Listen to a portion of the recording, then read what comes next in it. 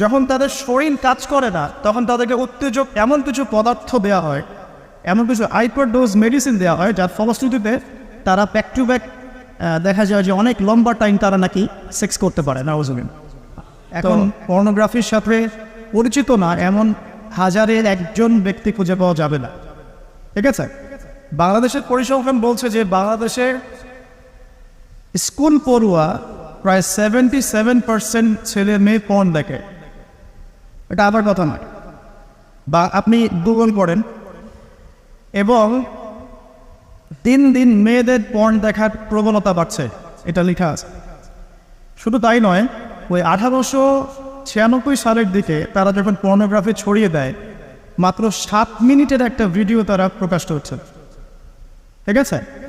এবং তার নামও তারা দিয়েছিল, আমার নামটা ঠিক খেয়াল নাই, আর আমি এগুলো ফিল্মস দেখিনি, আমি গুগলের নামটা দেখেছি কী নাম ছিল।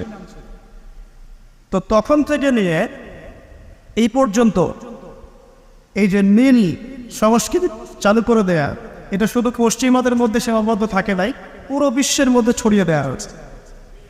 এবং আপনি পরিসংখ্যান দেখবেন যে এই নীল সংস্কৃতিতে সবচাইতে বেশি যারা পারদর্শী তারা হচ্ছে মার্কিন যুক্তরাষ্ট্রে, এবং এই ব্লু ফিল্মস পুরো বিশ্বে একটা ইন্ডাস্ট্রি চালু করেছে, এর নাম হচ্ছে পর্ন ইন্ডাস্ট্রি, ঠিক আছে? এবং আপনি এবার শুনলে অবাক হবেন যে এই পর্ন ইন্ডাস্ট্রি প্রতি বছরে $97 বিলিয়ন ব্যবসা করে। $97 বিলিয়ন ব্যবসা করে পর্ন ইন্ডাস্ট্রি সারা ওয়ার্ল্ডে। 1 বিলিয়ন সমান কত? 100 কোটি। 1 বিলিয়ন সমান 100 কোটি। $100 কোটি টাকা দিয়ে হিসাব করে দেখেন কত টাকা হয়। $97 বিলিয়ন ব্যবসা হয় প্রতি বছর এই পর্ন ইন্ডাস্ট্রির মধ্য দিয়ে। এবং এই ইন্ডাস্ট্রির ফিল্মসগুলো হলিউড বলিউডের চেয়ে বেশি শ্যুট করা হয়। এবং আমেরিকার লস অ্যাঞ্জেলেস নামক একটা জায়গা আছে না, এটাকে বলা হয় পর্নের স্বর্গরাজ্য। মানে এখানেই সব পর্নের শুটিংগুলো আগে হতো। একটা পর্যায় থেকে সেখান থেকে সরিয়ে ক্যালিফোর্নিয়া নিয়ে আসা হয়েছে। কখন সরানো হয়েছে? যখন সেখানকার প্রশাসন একটা আইন জারি করলো। কি আইন জারি করলো? যে এখানে শুটিং করতে হলে বাধ্যতামূলক কন্ডোম ব্যবহার করতে হবে। নাউজুবিল্লাহ পড়বেন না? তো তারা এটা ব্যবহার করার পক্ষপাতী না, তখন ওখান থেকে ইন্ডাস্ট্রি সরিয়ে ক্যালিফোর্নিয়ার দিকে নিয়ে যাওয়া হয়েছে। তো শুধু আমেরিকায় প্রতি বছর 10 থেকে 12 বিলিয়ন ডলারের ব্যবসা করে এখানে। দ্বিতীয় স্থানে আছে ইউরোপের কান্ট্রি ব্রিটেন, তারপরে আছে সাউথ আফ্রিকা, তারপরে অন্যান্য কান্ট্রি জার্মানি, এদিকে আপনার সুইডেন, ফিনল্যান্ড, আমাদের উপমহাদেশের অনেক কান্ট্রিও আছে, ঠিক আছে?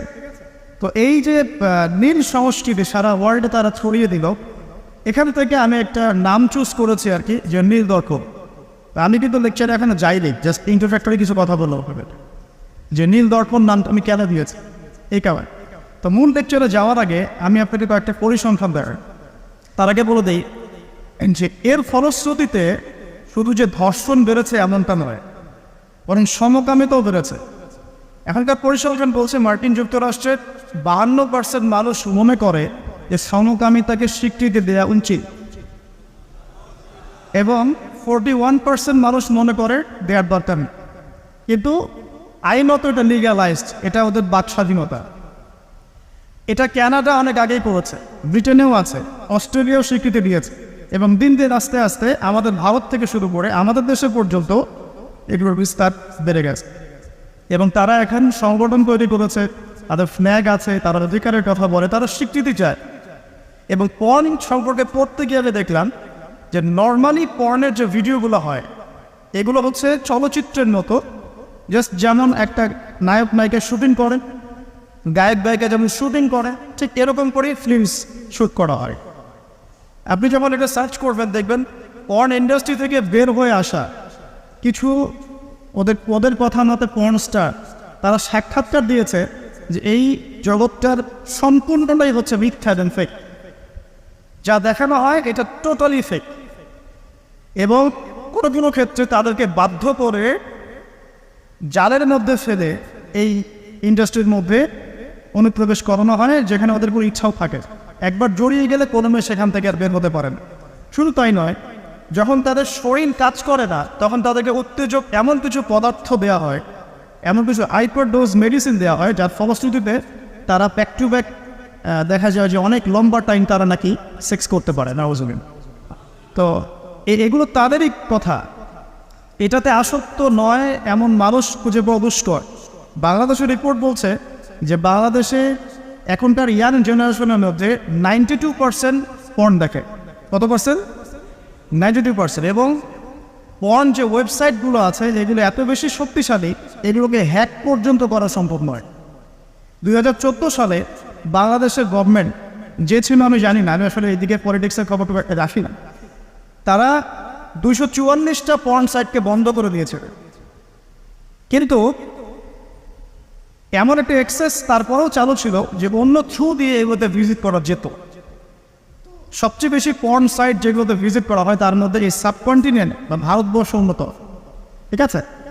তো এগুলোর ফলশ্রুতিতে শুধু ধর্ষণ বেড়েছে এমন নয়, বরং সমকামিতাও বেড়েছে। এবং দেখা যাচ্ছে যে এখন প্রতি 10 জন মানুষের মধ্যে একজন নাকি, এটা রিপোর্ট, প্রতি 10 জনের মধ্যে নাকি একজন বিপরীত লিঙ্গের দিকে নয় বরং স্বলিঙ্গের দিকে আকর্ষিত হচ্ছে। এবং এই মহামারীগুলো দিন দিন বাড়ছে। আমি যখন লেকচার শেষ করবো তখন আপনাকে আমি কিছু হাদিস শোনাবো নবী সাল্লাল্লাহু আলাইহি ওয়াসাল্লামের এই যুগ সম্পর্কে কিছু ভবিষ্যৎবাণী। তখন আপনি মিলাতে পারবেন ইনশাআল্লাহ যে আসলে নবী সাল্লাল্লাহু আলাইহি ওয়াসাল্লাম কোন যুগটা সম্পর্কে সতর্ক বলছেন। তো মূল লেকচারে যাওয়ার আগে আমি আপনাদের কিছু পরিসংখ্যান শোনাচ্ছি, একটু মনোযোগ দিয়ে শুনুন। যে সভ্যতার কথা আমি আপনাদেরকে বললাম, ওই সভ্যতার কিছু পরিসংখ্যান উল্লেখ করে আমি আপনাদেরকে লেকচারের সামনে দেখে দেবো ইনশাআল্লাহ তাআলা। একটা রিপোর্ট বলছে, এটা দৈনিক জনকণ্ঠে ছাপানো হয়েছিল, এটা ছাপানো হয়েছিল 16 অক্টোবর 2020-এ, যে তারা ওয়ার্ল্ডের টপ 10 যে কান্ট্রিজ ধর্ষণের দিক থেকে, নারী নির্যাতনের দিক থেকে এদের একটা তালিকা তৈরি করে। এবং এই তালিকায় একটু গেস করেন কোন দেশ টপে আছে? যে বলে বুঝতে পারছি না,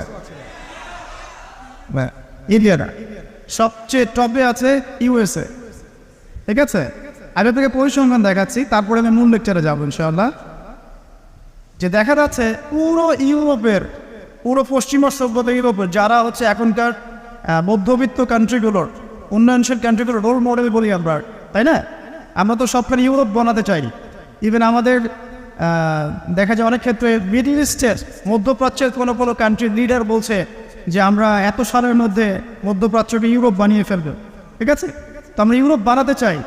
তো ইউরোপের দেখা যায় যে 15 বছরের কম, পুরো ইউরোপে 15 বছরের কম 33% মানুষ, 33% মেয়ে 15 বছরের আগেই কারো না কারো দ্বারা শারীরিক নির্যাতনের শিকার হয়েছে, যৌন নির্যাতনের শিকার হয়েছে।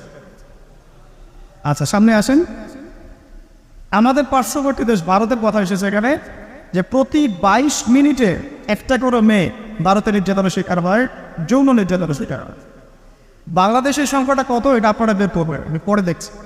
শীর্ষ 10-এর তালিকায় প্রথমে আছে আমেরিকা, যেখানে বলা হচ্ছে যে 99% পুরুষ, 99% পুরুষ এরা উন্মুক্ত যৌন বিষয়গুলোতে আগ্রহী, ঠিক আছে? 1% পুরুষ চাচ্ছে যে ফ্যামিলি হোক, নর্মাল আমি ইসলামিক যেটা চিন্তা করি, যে ফ্যামিলি হোক, বিয়ে শাদী হোক, তারপরে বাচ্চা কাচ্চা হবে, এটা তারা 1% মানুষ চায়। ফ্রি সেক্সুয়াল যে রেভলিউশন, এটাতে 99% পুরুষ বিশ্বাস করে। তারপরে আসেন, তারা বলছেন যে এখানে আমেরিকাতে প্রতি 6 জন মেয়ের মধ্যে একজন ধর্ষণের শিকার হয়, প্রতি 6 জন মেয়ের মধ্যে একজন ধর্ষণের শিকার হন। এবং যে পরিসংখ্যানগুলো করা হয়েছে এটা মাত্র 16% কেসের ভিত্তিতে, বাকিরা কেসই করেন। যারা কেস করেছে, এই কাগজপত্র আছে, এর মধ্যে দেখা যায় প্রতি 6 জনের একজন ধর্ষণের শিকার হন। তো এরপরে দ্বিতীয় নাম্বার তালিকায় আনা হয়েছে সাউথ আফ্রিকার, দক্ষিণ আফ্রিকার। এটাকে বলা হয় ধর্ষণের রাজধানী। কি বলা হয়? ধর্ষণের রাজধানী। এখানে দেখা যায় যে শুধু 2012 সালেই, অনলি 2012 সালেই 65,000 ধর্ষণের ঘটনা রয়েছে। আমি পরে আপনাকে হাদিসগুলো বলবো, আপনি আগে পরিসংখ্যানটা ঢোকাতে থাকে। 65,000 ধর্ষণের ঘটনা ঘটেছে শুধুমাত্র সাউথ আফ্রিকাতেই। আর সাউথ আফ্রিকার 4,000 নারীর উপর জরিপ করে দেখা গেছে যে তাদের মধ্যে প্রতি 3 জনে একজন জীবনে একবার না একবার একজন পুরুষের দ্বারা যৌন সহিংসতার শিকার হয়েছে, প্রতি 3 জনে।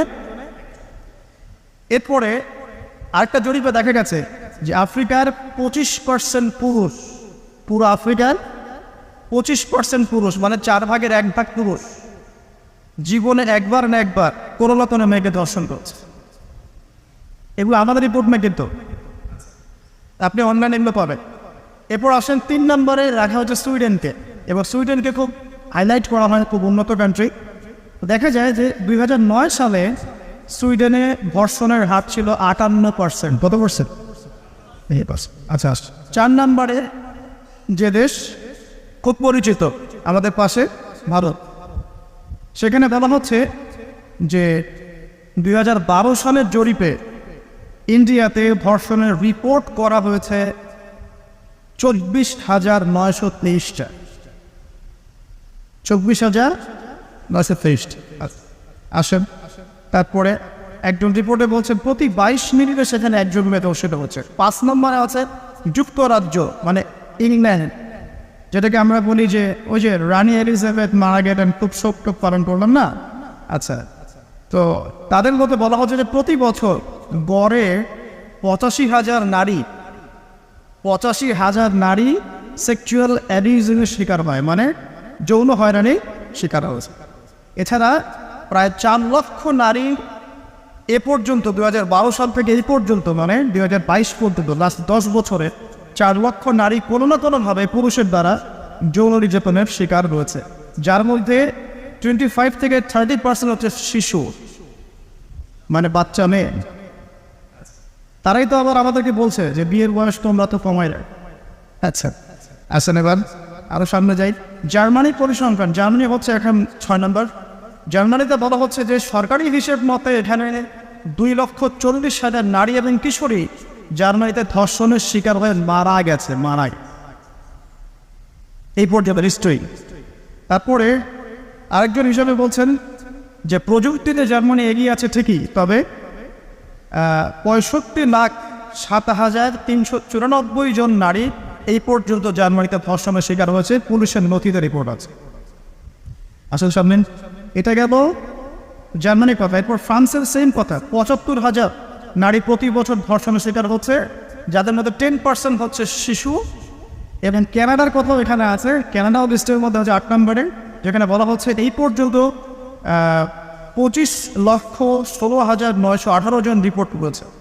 এবার বলতে থাকে শেষ হবে না। 9 নম্বর আছে শ্রীলঙ্কা, এবং 10 নম্বরে আছে ইথিওপিয়া। এই হলো 10টা দেশের তালিকা। আলহামদুলিল্লাহ এখানে বাংলাদেশের নাম নাই। শুধু তাই না, বাংলাদেশ না এই টপ 10-এর মধ্যে কোনো মুসলিম কান্ট্রির নাম নাই, ঠিক আছে? তো এরপরেও তারা দেখবেন বোরখা, হিজাব, নারীর স্বাধীনতা, নারীকে লুকিয়ে রাখছো, হ্যাঁ তোমরা পোশাক নিয়ে বেশি কথা বলো, বাড়াবে, এই কথাগুলো ওরাই এদেরকে শিখায়।